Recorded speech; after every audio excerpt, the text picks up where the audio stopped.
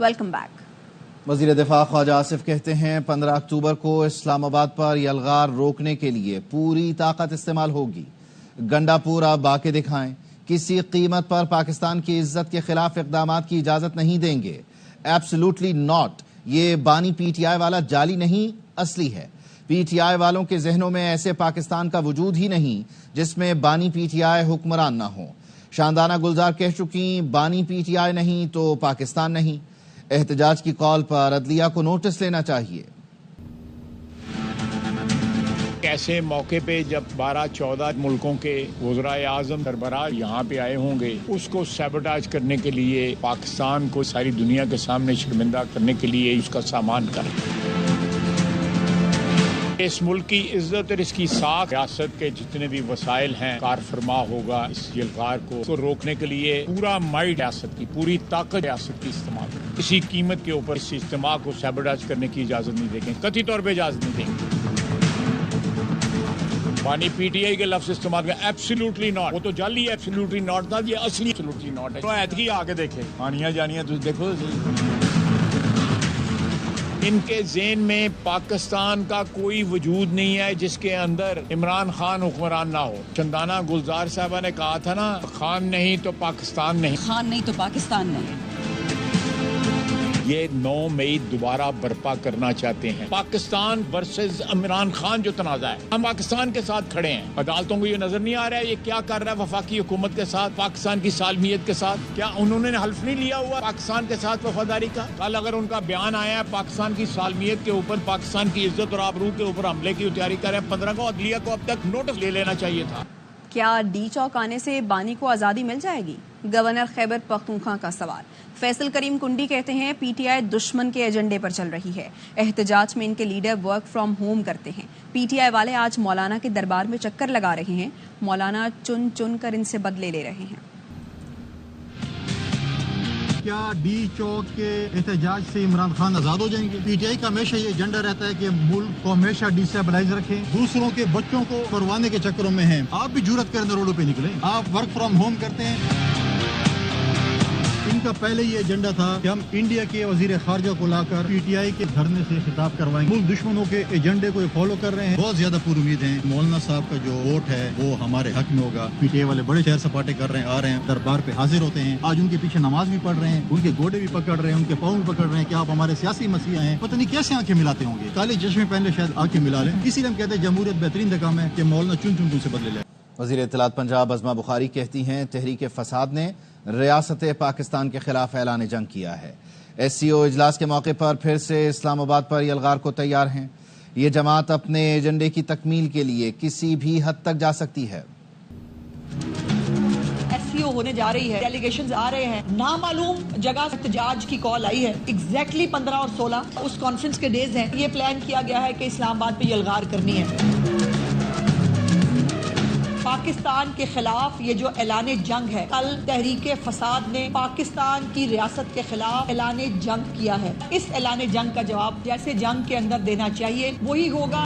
SCO इजलास के मौके पर जो भी हालात खराब करना चाहते हैं, दस्तूर और पाकिस्तान का दुश्मन है। ANP के मरकजी सदर सेनेटर एमल वली कहते हैं जो एक्शन KP हुकूमत ने PTM के खिलाफ लिया, इनके खिलाफ वैसा ही होना चाहिए।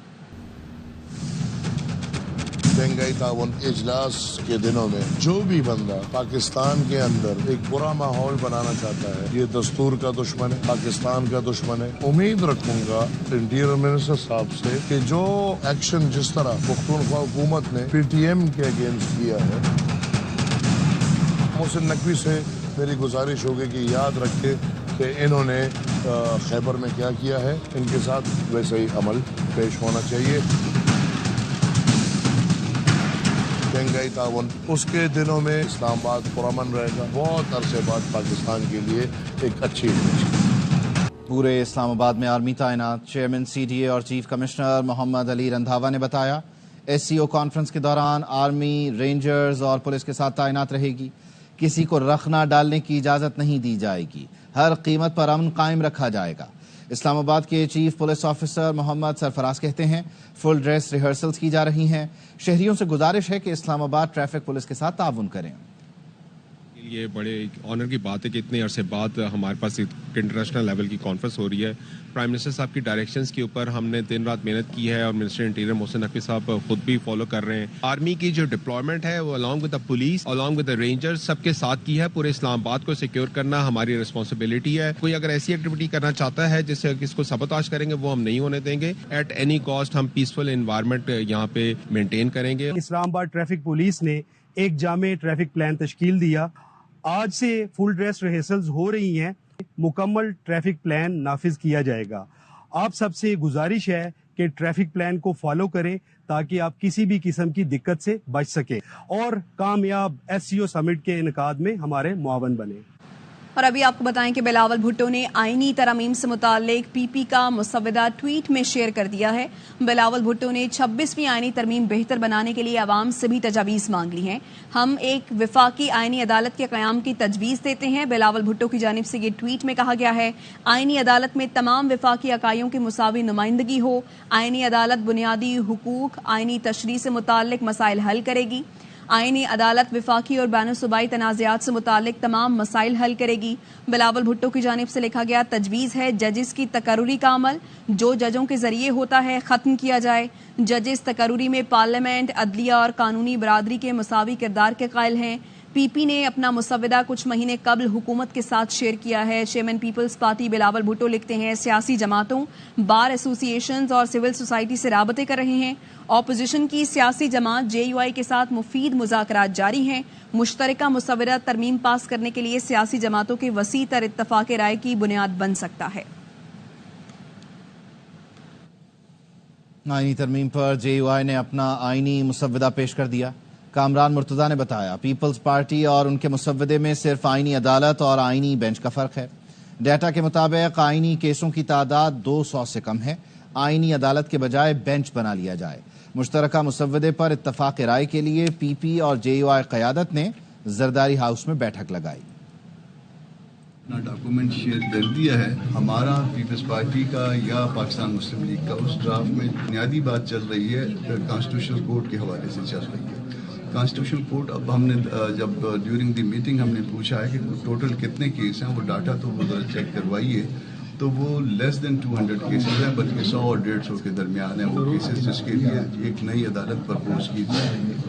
ہمارا کہنا یہ ہے کہ 100-150 کیسز کے لیے اتنا بڑا سیٹ اپ بنانا جو ہے وہ مناسب نہیں ہے. آپ بینچز بنا لیجئے مگر ہمارا اور ان کا بنیادی فرق کورٹس کے حوالے سے ہم بینچز پہ ٹھہرے ہوئے ہیں وہ کورٹ پہ. آئینی عدالت کا قیام غلط اقدام ہے. چیئرمین تحریک انصاف بیرسٹر گوہر کہتے ہیں بانی سے مشاورت کے بعد ہی ترامیم پر حکومت سے بات کریں گے. 176 مقدموں کے لیے الگ عدالت بنا رہے ہیں. سپریم کورٹ پر تو بوجھ برقرار رہے گا. بیرسٹر علی ظفر بولے حکومت کینگرو کورٹ بنانے جا رہی ہے. اپوزیشن لیڈر عمر ایوب نے آئینی عدالت کا قیام عدلیہ پر ڈرون حملہ قرار دے دیا.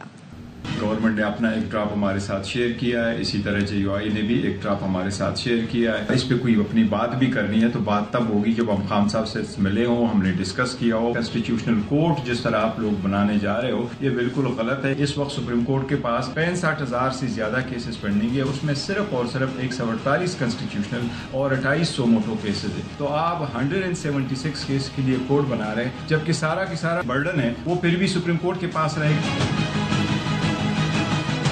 پہلی شک ہے کہ وہ چیف جسٹس کون ہوگا, اس میں لکھا ہے کہ پرائم منسٹر صاحب اپوائنٹ کریں گے. جو اگلے 4 ججز ہیں ان کو وہ والا چیف جسٹس اپوائنٹ کرے گا جس کو پرائم منسٹر صاحب نے اپوائنٹ کیا ہو. ایک کینگرو کورٹ بنانے جا رہے ہیں, ایک ایسا ربر اسٹیمپ کورٹ جس کے 5 کے 5 جج صاحبان پرائم منسٹر کے اپوائنٹ ہیں.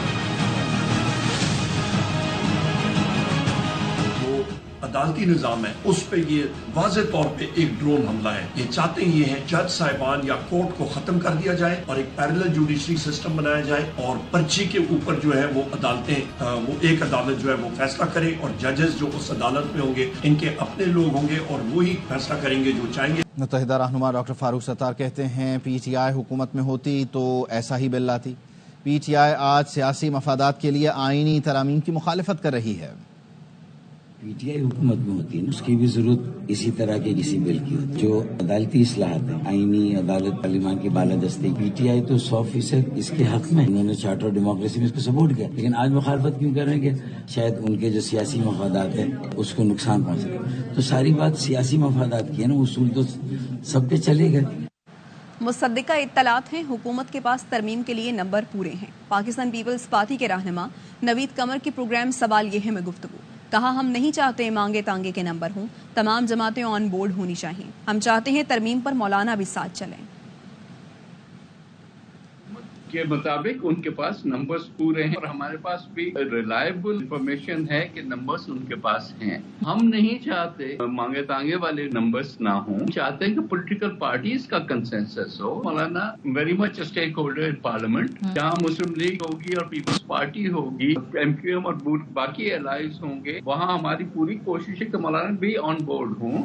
مزید خبریں اس بریک کے بعد. Welcome back. آئینی ترمیم کے مجوزہ مسودے پر پارلیمان کی خصوصی کمیٹی کا ان کیمرہ اجلاس. پی ٹی آئی پر تنقید. اراکین نے کہا کیسے ہو سکتا ہے ایک طرف اکٹھے بیٹھ کر ترمیم کے لیے اتفاق رائے پیدا کریں، دوسری طرف ایس سی او کانفرنس کے موقع پر انتشاری سیاست کی جائے. عمر ایوب نے کہا حکومت نے فسطائیت کی انتہا کر دی، کارکنوں کا جینا دوبھر کر دیا. پی ٹی آئی کسی منفی سیاست پر یقین نہیں رکھتی، آئینی ترمیم پر اپنا موقف کھل کر پیش کریں گے. بانی پی ٹی آئی سے متعلق افواہیں بے بنیاد ہیں، جیل ذرائع نے تردید کرتے ہوئے بتایا. بانی کو جیل مینول کے تحت تمام سہولتیں دستیاب ہیں، ان کا معمول کا طبی معائنہ کیا جاتا ہے، پڑھنے کے لیے 2 انگریزی اخبار بھی دیے جاتے ہیں، سیل کی بجلی ہر وقت بحال رہتی ہے. بانی پی ٹی آئی کے کھانے کے لیے علیحدہ کچن دستیاب ہے، 2 مشقتی شفٹوں میں دستیاب ہوتے ہیں. جیل ذرائع کے مطابق نیشنل کاؤنٹر ٹیررزم کی جانب سے تھریٹ الرٹ پر جیل کی سیکیورٹی سخت کی گئی تھی. الیمین گنڈا پور کے نہ پہنچنے سے کارکنوں کا حوصلہ ٹوٹا. پی ٹی آئی رہنما عاطف خان کی تنقید. انہوں نے کہا پارٹی میں فیصلہ سازی کے مسائل ہیں، قیادت کو واضح کرنا چاہیے تھا ڈی چوک جا کر کرنا کیا ہے. پارٹی میں ہر کوئی دوسرے پر ڈبل گیم کا شک کر رہا ہے. اس وقت ڈیمورلائزڈ ہیں، مکس سگنل جب جاتے ہیں نا تو پھر وہ کنفیوز ہوتے ہیں. یہ ہماری لیڈرشپ کو پہلے سے کلیئر کرنے چاہیے تھا، وہاں دھرنا دینا ہے، وہاں جلسہ کرنا ہے، کیا کرنا ہے. ہمارے لیڈران صاحبان ایک سٹیٹمنٹ دے دیتے ہیں، دوسرا لیڈر آ کے اس کے اپوزٹ سٹیٹمنٹ دے دیتا ہے. سب سے بڑا جو اس وقت ڈیمیج کر رہا ہے پی ٹی آئی کو وہ یہ چیز ہے، ایک میسج کلیئر کٹ کمیونیکیٹ نہیں ہوتا. ڈیسیجن میکنگ کے پرابلمز ہیں. یہ بھی ایشو ہے، وکٹ کے دونوں طرف کھیلنے والے ڈبل گیم والے لوگ. شک تو ہر ایک آدمی دوسرے پہ کر رہا ہے، لیکن یقین سے تو کوئی بھی نہیں کہہ سکتا تھا. کراچی میں لفٹ مانگ کر ڈکیتی کرنے والی حسیناؤں کا گینگ ان ایکشن. لانڈھی کے فیکٹری ملازم کو موبائل اور تنخواہ سے محروم کر دیا، سنسان جگہ لے جا کر تھپڑ بھی مارے. افضل خان کی رپورٹ میں دیکھیے. انجان خواتین کو لفٹ دینے والے ہو جائیں ہوشیار، لفٹ مانگنے والی اچانک اسلحہ بھی دکھا سکتی ہے. جیسے لانڈی 6 کے رہائشی حذیفہ سے سنگر چورنگی کے قریب خاتون نے لفٹ مانگی اور کچھ ہی فاصلے پر آئی ایریا کے مقام پر اسلحہ تان لیا. انسانیت کے ناطے لفٹ دیا، سنسان جگہ پہ روک لیا گیا، اسلحہ دکھایا گیا، کچھ پیسے تھے، وہ ایک موبائل تھا وہ چھین لیا. کے گال میں انگلیاں بھی بنی ہوئی تھی، 2-3 تھپڑ بھی مارے ہیں اس کے. عوامی کالونی پولیس نے واردات کا نشانہ بننے والے حذیفہ سے تحریری درخواست وصول کرنے کے بعد ملزمہ کی تلاش شروع کر دی ہے. لفٹ مانگ کر ڈکیتیاں کرنے والی خواتین تو پولیس کے لیے چیلنج ہے ہی، لیکن شہریوں کو بھی اجنبی خواتین کو لفٹ دینے سے گریز کرنا چاہیے. کیمرامین یعقوب بلتی کے ساتھ افضل خان، ARY نیوز، کراچی. شکارپور میں رشتے کے جھانسے پر اغوا ہونے والے خاندان کے 9 افراد سکھر اپنے گھر پہنچ گئے. 5 بچوں، 2 مرد اور 2 خواتین کو پولیس نے مقابلے کے بعد بازیاب کرا لیا. گھر میں خوشی کا سما ہے. مزید بتا رہے ہیں سلیم سہتو. شکارپور کے علاقے ناپر کوٹ سے گزشتہ مہینے کی 22 تاریخ کو اغوا ہونے والے خاندان کے 9 افراد آج باحفاظت پولیس مقابلے میں بازیاب ہونے کے بعد اس وقت سکھر اپنے گھر پہنچ چکے ہیں. مرغی خاندان میں 5 معصوم بچے، 2 مرد اور 2 خواتین شامل تھی. ہمارے کو شمشاد نے بھیجا تھا ادھر رشتے کی بات کرنے کی، جو لڑکا اچھا ہے تم دیکھنے جاؤ. تو اس نے کار کر کے دی تھی. ہم ادھر دیکھ گئے کرم پور لاڑے پہ. हमारे को वहाँ पे अगवा किया। कच्चे भी लेके गए थे, रूखी रोटी देते थे, जंजीरों में बांध के रखे थे। बच्चे रो रहे थे, वो मारते थे, पीटते थे, यही है, यही खा लो। शुरू करते थे, हम पे भी करते थे, बच्चों पे भी करते थे। एक कराची की, एक लाड़काने की औरत, हुआ भी उधर। पुलिस की मेहरबानी है। कभी खानदान घर पहुँचने पर यहाँ पर खुशी का समय इनको, इनकी जो फूलों की पत्तियां पर निछावर की गई।